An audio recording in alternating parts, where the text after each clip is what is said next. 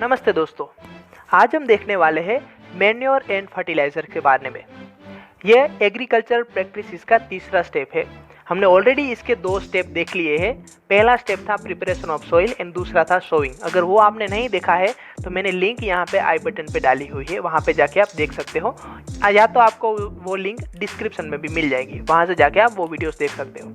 इस वीडियो में हम देखेंगे मैन्योर क्या है, फर्टिलाइज़र क्या है, वो हमें क्यों ऐड करना चाहिए, वो एग्रीकल्चर प्रैक्टिसेस में क्यों आते हैं, उसका डिफरेंस क्या है, वगैरह वगैरह हम इस वीडियो में देखने वाले हैं। Here we go. The substances which are added to the soil in the form of nutrient for the healthy growth of plant are called manure and fertilizer। ऐसे सब्सटेंसेस जो कि सॉइल के अंदर ऐड किए जाते हैं बाहर से in the form of nutrient. Now nutrient आपको पता है न्यूट्रिएंट क्या होता है, राइट? हमारी बॉडी को न्यूट्रिएंट चाहिए, वैसे ही प्लांट को भी न्यूट्रिएंट चाहिए। ये हम क्लास 6-7 में पढ़ के आए कि न्यूट्रिएंट क्या है। तो प्लांट का हेल्दी ग्रोथ हो इसलिए हम उसके अंदर क्या ऐड करते हैं, न्यूट्रिएंट ऐड करते हैं, कुछ ऐसे सब्सटेंस ऐड करते हैं। उस सब्सटेंस को क्या बोलते हैं, मैन्योर और फर्टिलाइज़र बोलते हैं। ओके, जो उसके अंदर न्यूट्रिएंट डालेंगे। ओके, ये क्या है, न्यूट्रिएंट रिच सब्सटेंसेस है manure and fertiliser. Soil supplies mineral nutrient to the crop. Soil क्या देता है, मिनरल्स देता है क्रॉप को, राइट? रूट से वो क्या लेता है, मिनरल एब्जॉर्ब करता है। These nutrients are essential for the growth of the plant। ये सारे जो न्यूट्रिएंट है, प्लांट का अच्छा ग्रोथ हो, प्लांट का अच्छा विकास हो, इसलिए वो सारे न्यूट्रिएंट जरूरी है। In certain areas farmer grow crop after crop in the same field. कुछ ऐसे इलाके हैं जहाँ पे फार्मर क्या करते हैं, जो खेडूत लोग होते हैं वो क्या करते हैं, क्रॉप का कल्टीवेशन चालू ही रखते हैं एक ही फील्ड में। जैसे कि अभी एक साल में उन्होंने क्या किया, गेहूँ लगाया, फिर गेहूँ, ऐसे कंटिन्यूस क्या है, चालू ही रखते हैं। उनको the field is never left uncultivated और फेलो, मतलब कि फील्ड को कभी शांत नहीं रखते, उसके ऊपर कुछ ना कुछ वो ग्रो कराते ही रहते हैं, कुछ ना कुछ वो कल्टिवेशन करते ही रहते हैं। वो क्या करना, हमको वहाँ पे कुछ समय के लिए उसको बंद रखना चाहिए। कल्टिवेशन 1 साल या 6 महीने के लिए कल्टिवेशन हमें बंद रखना चाहिए। क्यों? Imagine what happens to nutrient.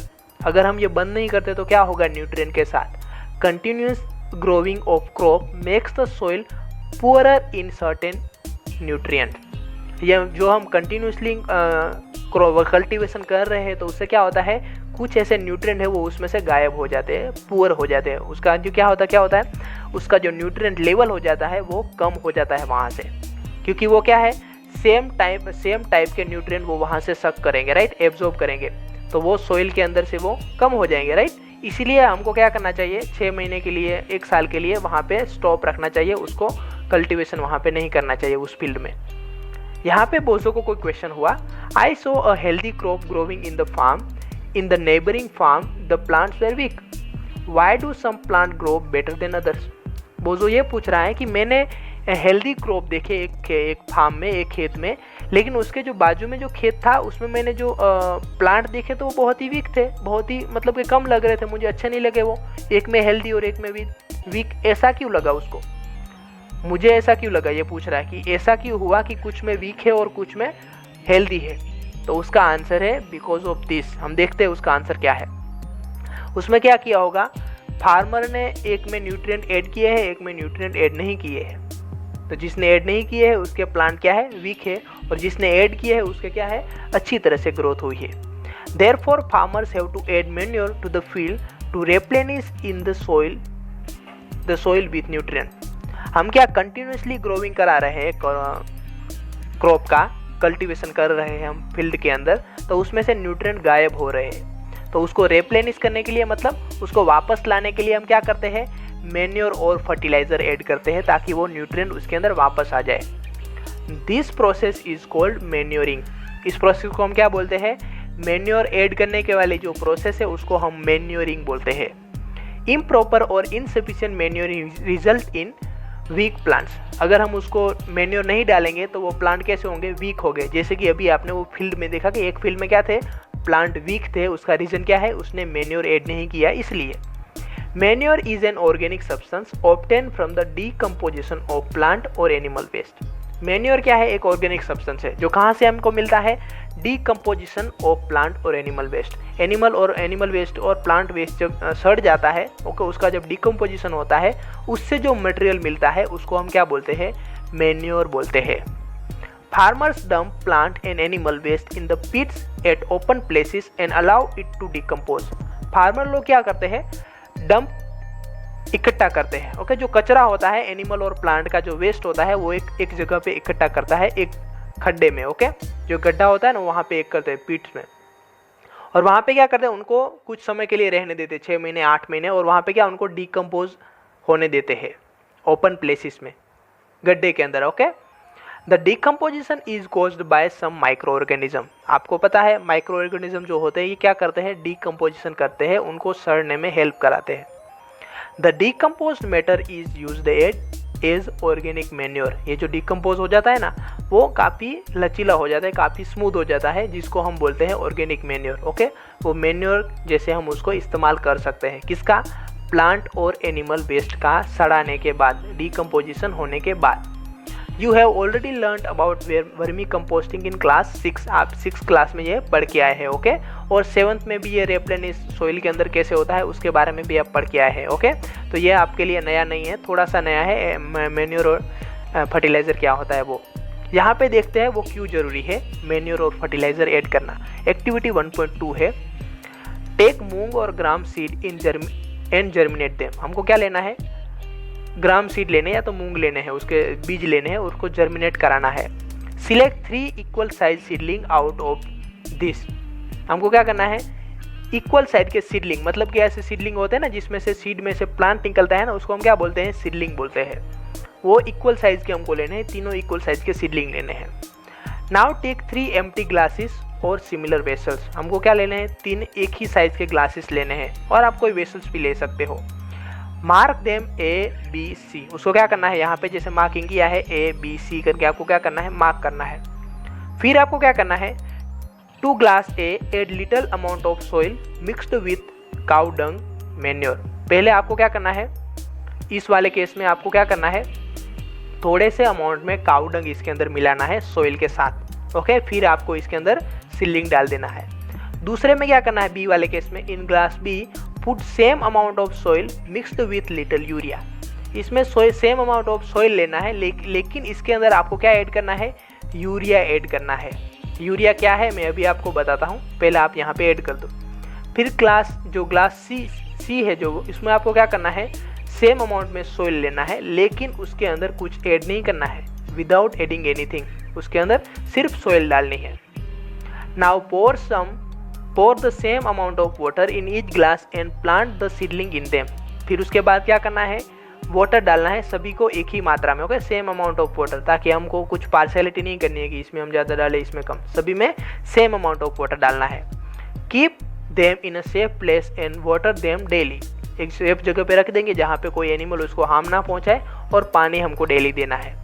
हमको कितने दिन पानी देता है? 7 से 8-10 या 8-10 दिन तक आप उसको पानी दे सकते हैं। After 7 to 10 days observe their growth. उसके 7 से 10 दिन बाद उसकी ग्रोथ हमें ऑब्जर्व करनी है। यहाँ पे आप ग्रोथ देखोगे तो यहाँ पे कुछ डिफरेंस दिखता है। चलो देखते हैं हम क्या है डिफरेंस। यहाँ पे देखो ये A, B एंड C, बीच वाले में आपको कुछ ज़्यादा ही अच्छा हेल्दी दिख रहा है, ओके। और उसकी लंबाई भी आपको अच्छी लग रही है। यहाँ पे देखो ग्लास से बाहर भी नहीं निकला हुआ, पहले वाले के इसमें थोड़ा सा बाहर निकला है, लेकिन हेल्दी नहीं लग रहा। देखो यहाँ पे क्या है, बहुत ही अच्छा वाला लग रहा है, बहुत ज़्यादा इसमें आपको देखो पत्ते निकले हुए हैं। यहाँ पे देखो पहले हमने क्या ऐड किया था? काउडंग। दूसरे में क्या ऐड किया? यूरिया। तीसरे में किया था सिर्फ सॉइल। तो यूरिया वाले केस में हमको क्या लग रहा है? ज़्यादा अच्छा लग रहा है। Now did all the plants in all the glasses grow at the same pace? सभी जो ग्लास में हमने सीडलिंग ऐड किए थे वो सभी सेम पेस से ग्रोथ हुए, मतलब कि सारे इक्वली ग्रोथ हुए? तो नहीं ग्रोथ हुए, राइट। बीच वाला जो है वो जल्दी ग्रोथ हो रहा है। Which glass showed better growth of plant? In which glass was the growth fastest? Okay, अच्छी ग्रोथ किस में दिख रही है? तो इसमें दिख रही है। फास्टेस्ट ग्रोथ किस में दिख रही है? तो इसमें दिख रही है, ओके। दोनों में क्या है? कंपेरेटिवली कम ग्रोथ हुई है, लेकिन कम ग्रोथ हुई है। हमारे जो केस बी वाले केस में क्या है? अच्छी वाली ग्रोथ हुई है, फास्टेस्ट ग्रोथ हुई है। तो fertilisers are chemical substances which are rich in particular nutrient. ये जो हमने ऐड किया था ना, ये यूरिया एक फर्टिलाइजर है, वो क्या है, पर्टिकुलर न्यूट्रिएंट में रिच होते हैं, बहुत ही ज़्यादा अमाउंट में उसके अंदर पर्टिकुलर न्यूट्रिएंट होता है। ओके, हमने यूरिया ऐड किया, फर्टिलाइज़र हमने ऐड किया, तो प्लांट की ग्रोथ अच्छी हुई। मतलब कि फर्टिलाइज़र ऐड करने से प्लांट की ग्रोथ अच्छी होती है। How are this different from manure. ये मैन्योर से अलग कैसे है? Fertiliser are produced in factories. Manure जो है हम कैसे बनाते थे, काउ डंग से या तो एनिमल और प्लांट वेस्ट से बनाते हैं, जबकि ये जो फर्टिलाइजर है हम कहाँ पे बनाते हैं, फैक्ट्रीज में बनाते हैं। Some example of fertiliser are urea, ammonium sulphate, sulphur super phosphate, potash, NPK, nitrogen, phosphorus and potassium. ये क्या है, कुछ नाम है फर्टिलाइजर के जिसको हम normally day to day life में कल्टीवेशन करने के लिए इस्तेमाल करते हैं। The use of fertiliser has helped farmer to get better yield of crops such as wheat, paddy and maize. Okay, ये सारे कोई भी अभी तो सारे मोस्टली प्लांट में फर्टिलाइजर का इस्तेमाल करते हैं। उससे क्या होता है, अच्छा यील्ड आता है। यहाँ पे देख लो आप, हमने यूरिया ऐड किया था, यूरिया एक फर्टिलाइजर है, तो यहाँ पे अच्छी ग्रोथ मिली। वैसे ही ये क्या करते हैं, अपने क्रॉप में, अपने फील्ड में ऐड करते हैं, वहाँ पे भी उनको क्या लगती है, अच्छी ग्रोथ मिलती है। But excessive use of fertiliser has made the soil less fertile. लेकिन ज़्यादा अमाउंट में फर्टिलाइजर का इस्तेमाल करते हैं तो वो सॉइल को कम फर्टाइल बना देते हैं, उसको कम फर्टाइल कर देते हैं। फर्टिलाइजर हैव, बिकॉज ये क्या है, ये केमिकल्स है, तो ज़्यादा केमिकल का इस्तेमाल करने से सॉइल की जो फर्टिलिटी है वो धीरे धीरे कम होती जाती है। Fertiliser have also become a source of water pollution. Fertiliser क्या है, हमको थोड़े उसके फायदे हैं लेकिन उसके नुकसान भी है। ये वाटर पोल्यूशन का भी एक रीज़न बन रहे हैं। ओके, क्योंकि हम इसके अंदर फर्टिलाइजर डालेंगे, इसके बाद इरिगेशन करते हैं, राइट। हम चौथा स्टेप अभी देखेंगे इरिगेशन इसके बाद वाले वीडियो में। तो पानी डालने से वो क्या होता है, पानी में वो मिक्स हो रहा है। अगर वो पानी कहीं पे जा रहा है, ओके, गलती से भी, तो वो क्या करता है, वाटर पोल्यूशन का रीज़न बनता है, राइट। तो इसलिए फर्टिलाइजर उसके थोड़े नुकसान भी है। Therefore, in order to maintain the fertility of the soil, we have to substitute fertilizer by organic manure or leave the field uncultivated in between two crops. इसलिए हम क्या करेंगे कि फर्टिलाइजर हमको डालना चाहिए, उससे प्लांट की अच्छी ग्रोथ होती है, लेकिन वो क्या कर रहे हैं, सॉइल की फर्टिलिटी गायब कर रहे हैं, उसको कम कर रहे हैं, राइट। इसलिए हम क्या करेंगे, सब्सटीट्यूट करेंगे इसको, मतलब कि इसकी जगह पे हम क्या यूज़ करेंगे, ऑर्गेनिक मैन्योर यूज़ करेंगे। उसमें ग्रोथ होती है लेकिन क्या होती है, कम ग्रोथ होती है, लेकिन न्यूट्रिएंट जो होते हैं वो अच्छे रहते हैं, वाटर पोल्यूशन नहीं होता है इससे। इसलिए हमको मैन्योर यूज़ करने चाहिए। या तो हम उसको क्या कर सकते हैं, अनकल्टिवेटेड रख सकते हैं बिटवीन टू क्रॉप्स। मतलब कि अभी इस साल हमने वीट जैसे लगाया तो अगली साल हम उसमें कुछ नहीं करेंगे, उसके बाद वाले साल में हम फिर से कुछ क्रॉप लगा सकते हैं, ऐसा हम कर सकते हैं। ओके, अनकल्टिवेटेड मतलब उसमें कुछ नहीं करना, उस फील्ड को वैसे ही रखने देना। The use of manure improve soil texture as well as its water retaining capacity. Now manure क्या क्या फायदे हैं, देखो, मैन्योर ऐड करने से सॉइल का जो टेक्सचर होता है, मतलब कि सॉइल का जो स्ट्रक्चर होता है वो क्या होता है, इंप्रूव होता है, और उसकी वाटर रिटेनिंग कैपेसिटी है वो क्या है, बढ़ती है, उसमें ज़्यादा अमाउंट में वाटर रह सकता है, होल्ड कर सकता है। It replenish the soil with all the nutrient. ये सॉइल को सारे के सारे न्यूट्रिएंट्स वापस देता है, मैन्योर के अंदर वो सारे न्यूट्रिएंट होते हैं। Another method of replenish the soil with nutrient is through crop rotation. Okay, replenish क्या कर रहे हैं, हम सॉइल के अंदर न्यूट्रिशन रेप्लेनिश कर रहे हैं, इसलिए हम इसके अंदर मैन्योर, फर्टिलाइजर और कुछ ना कुछ हम इसके अंदर ऐड कर रहे हैं। ओके, दूसरा कौन सा तरीका है जिसकी वजह से हम सॉइल के अंदर वापस न्यूट्रिएंट ले आए, तो वो है तरीका क्रॉप रोटेशन की मदद से। हम क्रॉप रोटेट कराएंगे, मतलब कि इस साल हमने वीट लगाए, नेक्स्ट सीजन हमने कुछ और प्लांट लगाए, उसके नेक्स्ट सीजन हमने ग्राम लगाए, उसके नेक्स्ट सीजन में और प्लांट लगाए, अलग अलग तरह के प्लांट। तो हम इससे क्या कर सकते हैं, क्रॉप रोटेशन कर सकते हैं, इसको क्रॉप रोटेशन बोलते हैं। This can be done by growing different crops alternatively. जैसे कि मैंने बोला, earlier farmers in northern India used to grow legumes as fodder in one season and wheat in the next season. जो farmer जो है पहले के ज़माने में, वो क्या करते थे, लेग्यूम्स जैसे प्लांट लगाते थे। ओके, एज फोडर मतलब गाय और भैंस को खाने के लिए हम चारा डालते हैं ना, फोडर उसको बोलते हैं, जो गाय भैंस को डालने के लिए हम इस्तेमाल करते हैं, वैसे लेग्यूम्स प्लांट लगाते थे। दूसरे सीजन में वो क्या करते थे, वीट लगाते थे उसी फार्म में। तो क्या हो गया, ये लेग्यूम एक साल, दूसरे साल वीट, तो ये क्या हो गया, रोटेशन हो गया। This help in replenishment of the soil with nitrogen. इससे क्या होता है, नाइट्रोजन उसके अंदर वापस आता है सोइल के अंदर। Farmers are being encourage to adopt this practice. Farmers को बोला गया कि आप लोग ऐसी प्रैक्टिस करो, फर्टिलाइजर के ऊपर मत डिपेंड रहो, ताकि आपको अच्छा, आपकी सोइल को भी अच्छा फायदा हो और वाटर पोल्यूशन भी ना हो। In the previous classes you have learned about rhizobium bacteria. Rhizobium के बारे में आप प्रीवियस क्लास में पढ़ के आए, राइट, 6-7 में आ गया इसके बारे में। These are present in the nodules of roots of leguminous plant. ये कहाँ पे आपको जो लेग्यूमिनस प्लांट के जो रूट होते हैं वहाँ पे नोड्स होती है, वहाँ पे आपको ये बैक्टीरिया मिलते हैं। दे फिक्स एटमॉस्फेरिक नाइट्रोजन, वो एटमॉस्फेरिक नाइट्रोजन को फिक्स करते हैं। ओके, इसका मैंने वीडियो बनाया हुआ है, आप जाके आई बटन पे क्लिक करके इसका भी वीडियो आपको मिल जाएंगे। How nutrients are replenished in the soil करके 7th क्लास में आपको आता था, अच्छी तरह से आपको डिटेल में वीडियो मिलेगा इसका। यहाँ पे बस इतना ही रखते हैं। नाउ देखते हैं different between fertiliser and manure. Manure और फर्टिलाइजर का डिफरेंस क्या है, तो यहाँ पे फर्टिलाइजर के बारे में लिखा है, यहाँ पे मैन्योर। चलो देखते हैं। अब fertiliser is an inorganic salt, क्या है, इनऑर्गेनिक सॉल्ट है, जबकि मैन्योर क्या है, manure is a natural substance obtain by the decomposition of cattle dung, human waste and plant residues. ये क्या है, सभी ऑर्गेनिक चीज़ों से बना हुआ है, कैटल डंग है, ह्यूमन वेस्ट और प्लांट रेसिड्यूज से, तो ये क्या है, ऑर्गेनिक है, जबकि ये इनऑर्गेनिक है। Fertiliser is prepared in factories, ये फैक्ट्रीज में बनता है, और ये कहाँ पे बनता है, manure can be prepare in the field.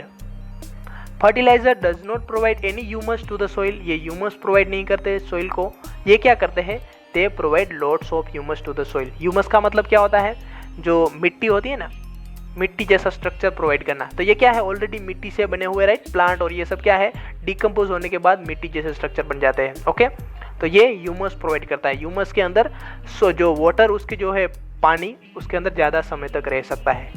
Okay, इसको ह्यूमस बोलते हैं। Fertilisers are very rich in plant nutrient like nitrogen, nutrient, phosphorus and potassium. जो फर्टिलाइजर है कोई एक पर्टिकुलर न्यूट्रिएंट में रिच होते हैं, जैसे कि यहाँ पे एग्जांपल दिए फॉस्फोरस और पोटेशियम में, लेकिन जो मैन्योर है they are relatively less rich in plant nutrient. उसमें थोड़े न्यूट्रिएंट होते हैं लेकिन कम अमाउंट में होते हैं। हमने आगे फिगर में भी देखा, राइट, कि मैन्योर जिसमें डाला वो उसमें कम ग्रो किया, क्योंकि उसमें न्यूट्रिएंट कम होते हैं इसलिए, राइट। एडवांटेज ऑफ मैन्योर, अब देखते हैं एडवांटेज क्या है इसके। The organic manure is consider better than fertiliser, right. हमको पता चला कि वो बेटर क्यों है, क्योंकि ये वो पॉल्यूशन नहीं करता है, अच्छी उसको वाटर होल्डिंग कैपेसिटी बनाए रखता है, ताकि वो क्या है, पानी वहाँ पे ज़्यादा समय तक रह सकेगा, तो क्रॉप को पानी अच्छा मिलेगा, जबकि फर्टिलाइजर वैसा नहीं करते। This is because it enhances the water holding capacity of the soil, ये भी जैसे मैंने बोला। It makes the soil porous due to which exchange of gases become easily, ये सोइल को पोरस बनाता है। वो कैसे बनाता है, it increases the number of friendly microbes, ये उसके अंदर माइक्रोब्स बने रहते हैं, जैसे कि अर्थफॉर्म और वगैरह वो है उसके अंदर रहते हैं, वो क्या करते हैं, सोइल को ग्राइंड करते रहते हैं, उससे क्या होता है, सोइल पोरस बनती है, जिसकी वजह से एरेशन है, जो एक्सचेंज ऑफ गैसेस है, वो आसानी से होता है। It improves the texture of the soil, ये टेक्सचर भी इम्प्रूव करता है, मिट्टी का जो टेक्सचर होता है वो भी ये इम्प्रूव करता है। सो बस इस वीडियो में बस इतना ही। अगली वाली प्रैक्टिस मैंने वीडियो में ऑलरेडी डाली हुई है, आप वहाँ पे जाके देख सकते हो।